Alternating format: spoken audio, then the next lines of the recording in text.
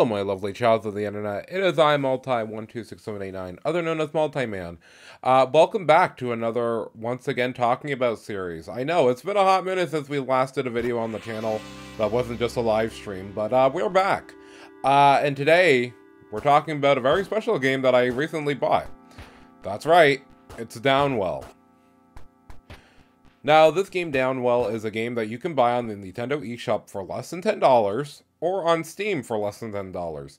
Both of these places that you can buy it is definitely worth the price. And we're just going to be talking about the game for, like, I don't know. I'm going to say roughly 10 to 15 minutes, but we'll see how it goes. All the footage you're seeing is stuff that I currently played on my own. And I learned a lot of things by playing this game because I've played, I think, almost 5 or 6 hours of this game at this point. It's not a very long game, but it's all about execution. So the better you get at executing your stuff in this game, the better you will overall experience be. So Downwell as a game, and concept-wise, if you're wondering what type of game it is a generally preceded roguelike.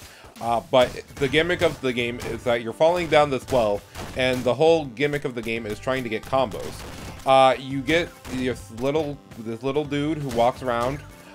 He is cool, and he has apparently gun feet, which he shoots downwards to shoot the enemies. Now, in this game, you're going to learn a few things that I'm going to talk to you about right now if you're interested in this game. There are enemies that can be stomped on, and there's enemies that can only be shoot. They are indicated by how they are outlined. Enemies with solid white coloring, and then whatever, coloring around them they have, that means that they're stompable. But if they're darkly shaded and then only have the color outline, that means they can only be shot.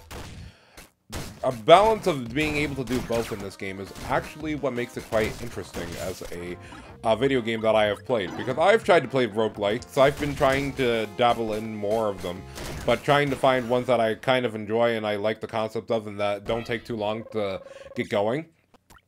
Downwell as a game is not very long. Honestly, if you're really good at the game and you know how the game works and how it functions, you could probably beat an entire run in, I believe, 20 to 25 minutes. The thing is that each run that you're probably going to play for the first little bit, you're going to struggle. Only because, again, 20 to 25 minutes is when you get to, like, the end of the game. But we'll be explaining that as we go along in the rest of this video. So, the next thing that I would like to talk about with this game is that you have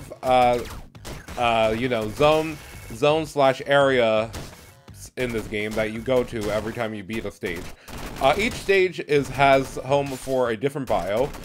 So we start off in the well portion, where there's going to be enemies that have easier patterns. There's going to be enemies that are easily stomped on, so you can be able to juggle just by jumping on an enemy, regaining all of your ammo, and then trying to use your ammo to stall yourself in the air so you can keep juggling to get high combos.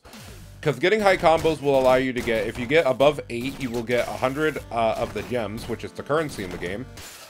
Getting above, I believe it's 18, is going to give you a charge, which gives you an extra shot for your overall ammunition. And then if you get above 25, you will automatically get 1 heart when you finish a combo. Now, you can go higher than 25, but you won't gain anything extra. You won't gain extra money or extra charge or anything else. So you will just get the same flat reward. It's just really for style points. And you might be able to get achievements on Steam, because I know achievements show up on the Switch version that I'm playing on currently. And it does give a little bit of a notification / indicator on the top right of the screen when you made it past a certain point. So, you may be wondering, okay, Multi, how is this game going to really sell me on this? I know it looks like a cheap mobile game, and it looks like there's not too much to it. But that's the thing. This game has an unlock feature, which basically it progresses as you go. Again, you don't get any extra cool weapons or abilities. All of those are unlocked from the start. It's more just that you get different forms, or styles, as they call them, which allow you to play the game in a lot of different ways.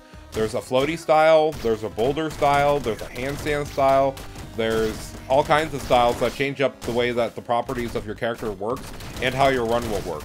The floaty one obviously will make you be able to jump and be able to be more airborne longer because of your floaty.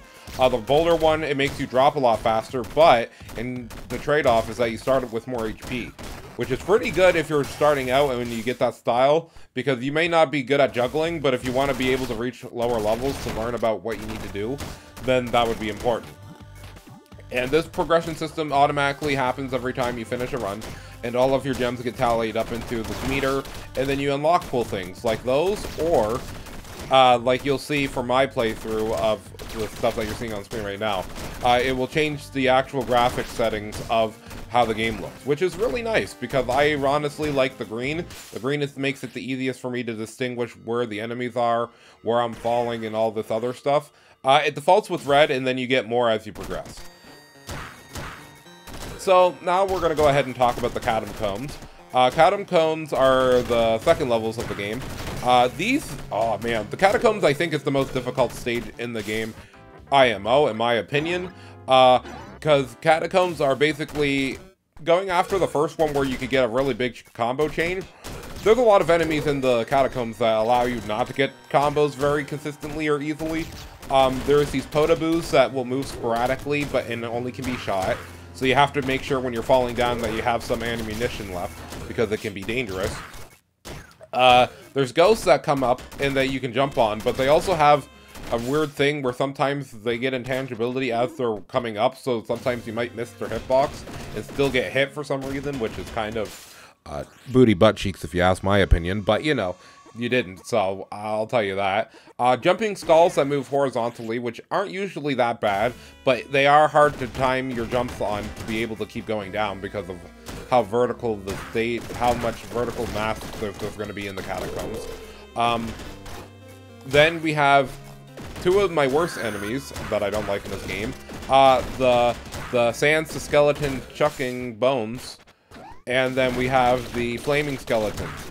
The flaming skeletons usually aren't bad if you notice them while you're falling, because those ones can be jumped on, but if you shoot them by accident, then they become unable to be jumped on unless you want to take a hit of damage, which is really annoying because you can't usually, depending on what type of weapon you're using, which we'll talk about in a bit, you'll be able to either react appropriately and jump on them without using your shots, or you'll shoot them and then you'll think, oh man, I'm trying to get out of the way now because now it's going to chase me because it's on fire, because we shot it. And the skeleton ones that chuck bones are just bad because I personally think that you don't get enough time to be able to react to them before they start chucking the bones. And the bones just hit you for 1 point of damage, but they also arc. So if they arc it where you're going to be falling and you're trying to stall, it can hit you in the back of the head. It's a little bit sad, but you know, I understand. Alright, so now let's get on to another portion of the game that I'm going to talk about because this is very important. There's going to be, when you're falling through the stages, there's going to be these little alcoves where you can go in and get new weapons or different little upgrades. So in this game, there's quite a few gun variety. There's a machine gun, there's a burst, there's a shotgun, there's the Nopi, the puncher, and I think I may be missing one, but there are quite a few. I think there's like 7 or 8 different types of guns, and laser, I suppose. Out of all of them, I personally think that there's also like triple shot, which I think is really good in this game. Shotgun is okay if you have enough ammunition, because again, you need a certain amount of ammunition to be able to correctly use the weapon. So if you don't have enough ammunition, you're only going to be able to shoot like 2 or 3 shots and then be like, oh, I guess I'm just going to free ball it now. Puncher is really good because it's not a strong shotgun, but it allows you to shoot more so you can at least control yourself better. Same with burst. Burst is just a machine gun, but it just shoots X amount of bullets in a row, and it's very safe. When you go into these alcoves, you may not get gun upgrades, you may get gems, or you may just find yourself getting an upgrade that gives you health as well. And that sometimes makes you have to decide whether or not you're going to be comfortable trying to get a bigger combo with the gun weapon that you're comfortable with, or changing up because you need the health so you don't take a straight hit and die. It's a very fun and interesting way to engage your player on being like, oh, you know, you could just use the one gun that you have the whole game and then not change.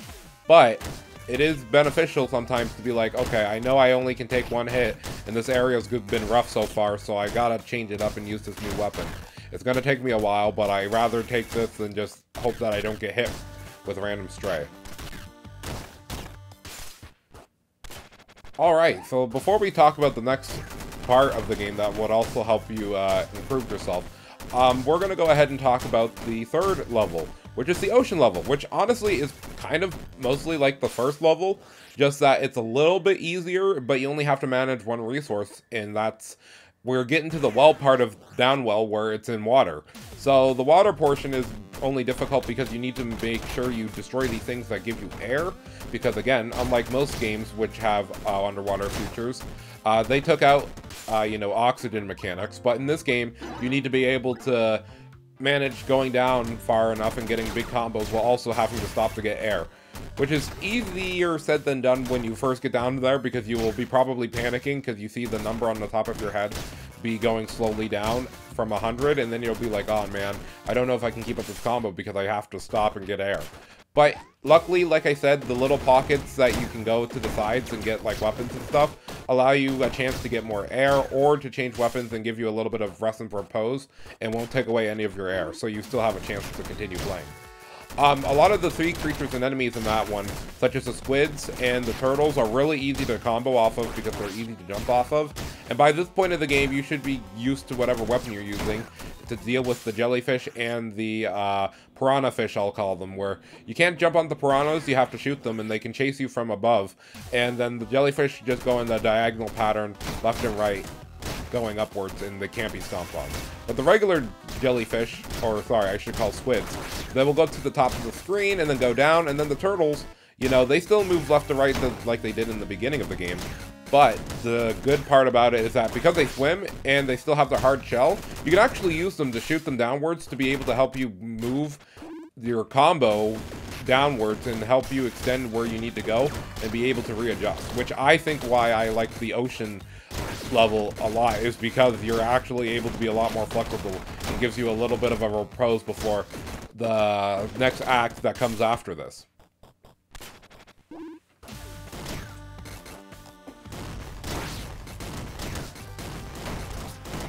Alright, and then the next couple of things we'll talk about, because this will be the last few things that are going to be major for sinking you guys into the game.